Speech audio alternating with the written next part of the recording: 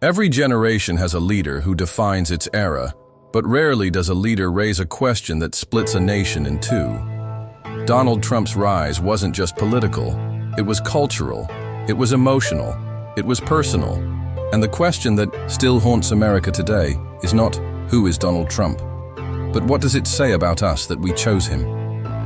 This is the story of Donald J. Trump, the builder, the showman, the scandal, the president, and the storm that America cannot escape. Donald John Trump entered the world on June 14, 1946, in Queens, New York. His father, Fred Trump, was already a wealthy real estate mogul, known for building working-class housing. But life in the Trump household wasn't soft. Fred demanded discipline, strength, and ambition from his children. Donald, the fourth of 5 siblings, stood out early. He was rebellious, aggressive, and always eager to prove himself. At 13, after clashes at school, he was sent to the New York Military Academy, a turning point. Here, Donald learned toughness, leadership, and performance. He became captain of the baseball team, marched at the head of drills, and developed what would later become his greatest weapon, an obsession with winning at all costs. While his older brother, Fred Jr., chose a quieter life, but tragically fell into alcoholism, a struggle that led to his early death. Donald vowed never to be weak. For him, weakness was failure, and failure was unacceptable. Armed with a degree from Wharton, Trump entered the family business. But unlike his father, who built affordable housing, Donald wanted something grander. He wasn't satisfied with brick apartments in Queens. He wanted towers of glass in Manhattan. His first big break came in 1978 with the redevelopment of the Commodore Hotel into the Grand Hyatt. The project was bold, risky, and controversial, but it worked. Then came Trump Tower in 1983, 58 stories of gold, marble, and glass. A monument not to real estate, but to Donald Trump himself. Trump Tower wasn't just a building, it was a statement. I am here. I am different. I am bigger than life. The Trump name became his greatest asset. Soon it appeared everywhere. Hotels, casinos, airlines, steaks, even bottled water. But branding can only mask so much. By the 1990s, the empire started to crack. Atlantic City casinos collapsed. The Trump shuttle airline failed. Trump's debt soared into billions. And yet, Trump never admitted defeat. Instead, he declared bankruptcy, renegotiated with banks, and re-emerged stronger in public eyes. To critics, he was a fraud. To fans, he was a fighter. To Trump, he was still the star of his own story. Donald Trump didn't just build buildings, he built a lifestyle. He married Ivana Trump in 1977, a glamorous Czech model who became his partner in both business and image. Together, they built an empire, 3 children, glittering parties, and the image of the perfect power couple. But in 1990, the facade shattered. Trump's affair with Marla Maples became front-page news. The divorce was vicious, the tabloids relentless. Marla became his second wife, but their marriage also ended in divorce. And then came Melania, the Slovenian model who became Trump's third wife and later, First Lady. But even during his marriages, rumors swirled. Models, actresses. The infamous Access Hollywood tape, where Trump was caught bragging about women in crude ways, nearly destroyed his political career before it began. And the Stormy Daniels scandal, involving alleged hush money payments to an adult film star, brought his private life into courtrooms. For most politicians, these would be career-ending.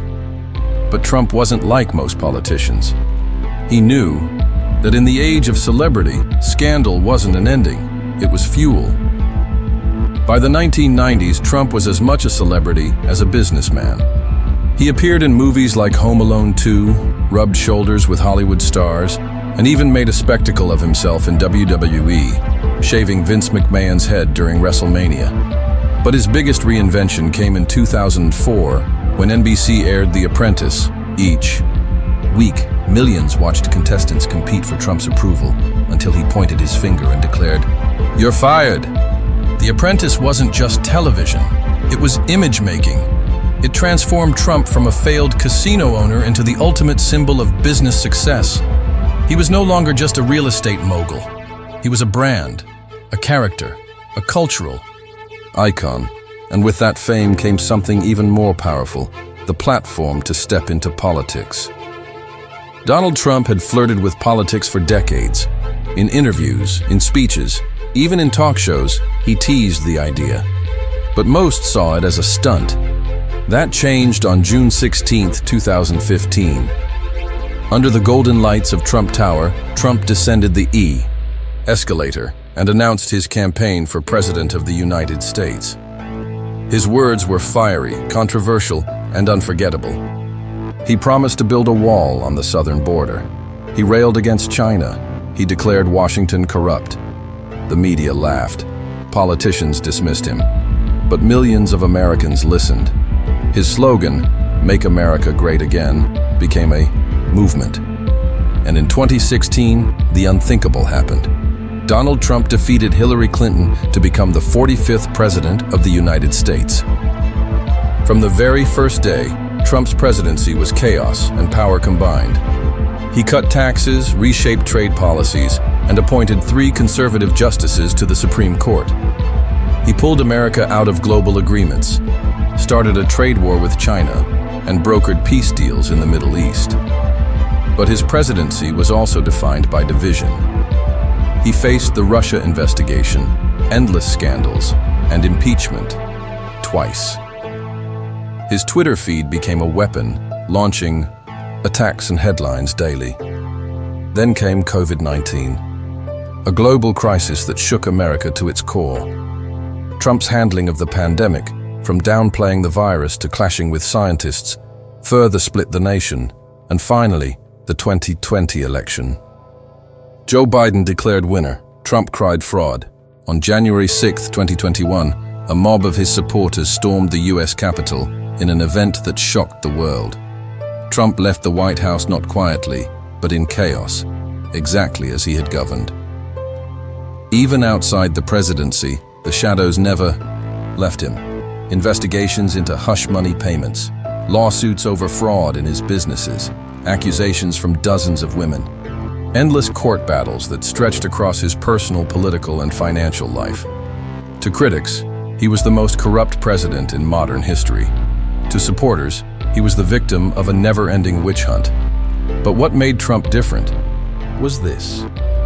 Every scandal only deepened his bond with his followers. Every courtroom appearance became another rallying cry. Where most leaders fall, Trump somehow grew stronger. Unlike most presidents who fade into history, Donald Trump refused to disappear. His rallies drew tens of thousands. His endorsements shaped elections. His name dominated the Republican Party, and as 2024 approached, Trump declared he wasn't finished. He would run again. The storm wasn't over. It was only gathering force.